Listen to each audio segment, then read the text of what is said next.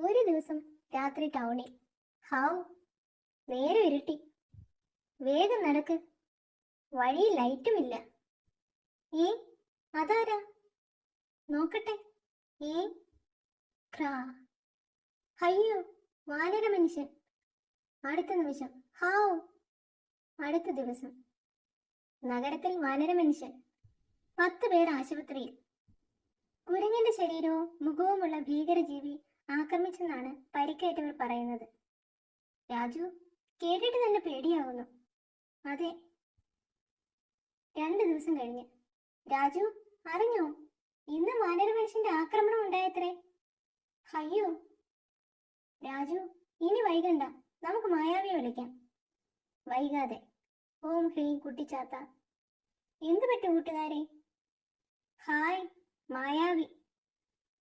മായാവി കാര്യം അറിഞ്ഞു. വാനര മനുഷ്യനോ? ഇതിലെന്തോ തട്ടിപ്പുണ്ടല്ലോ.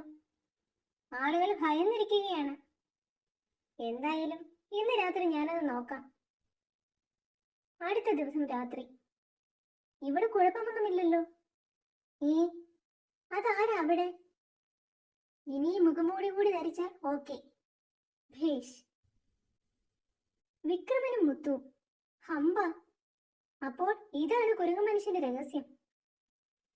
ആളുകൾ ഭയന്നോടുമ്പോൾ പണം തട്ടിയെടുക്കും. ഒരു തമാശ ഒപ്പിക്കാം. അതാ പോലീസ്. ഇന്നും അവന്മാരെ ഒന്ന് വിരട്ടാം. ഹഹ, അതെ, എല്ലാം പേടിച്ചിരിക്കുകയാ. ഈ വേഷം കാണുമ്പോഴേ ബോധം കെടും. ഹഹ. ചാടിക്കോ മുത്തു, അവരെത്തി. ഉടനെ ഓം ഹ്രീം തല മാറട്ടെ. പെട്ടെന്ന് ഖാ. ഇത് നമ്മുടെ വിക്രമനല്ലേ? ചതിച്ചു, തല മാറി. ഓടിക്കോ. ഹമ്പട, പിടി അവരെ. അയ്യോ, ഇടിക്കല്ലേ. ധും, രക്ഷിക്കണേ. ധും. ഹമ്മോ, തല വീണ്ടും പഴയ പോലായി. നടക്കട സ്റ്റേഷനിലേക്ക്. പിറ്റേന്ന്. അങ്ങനെ കുരങ്ങു മനുഷ്യനായി നാട്ടുകാരെ പറ്റിച്ച കൊള്ളക്കാരൻ വിക്രമനും മുത്തും അറസ്റ്റിലായി. മായാവിയാണ് പണി പറ്റിച്ചതെന്ന് ആരും അറിഞ്ഞില്ല. ഹഹ.